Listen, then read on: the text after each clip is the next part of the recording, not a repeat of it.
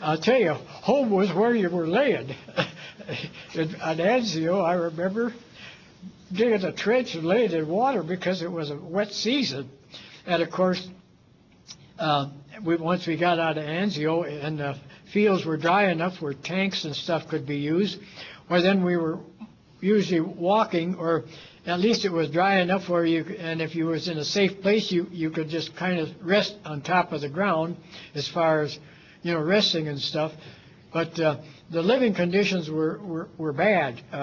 You didn't change clothes, I'll tell you. Well, I think on Anzio, I had one chance in the months that I was on there to change clothes once, and that was it.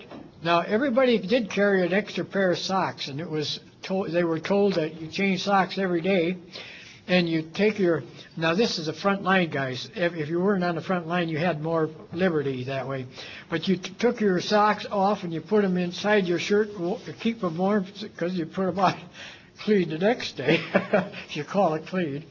But the living conditions were whatever the weather was, and it wasn't good a lot of times.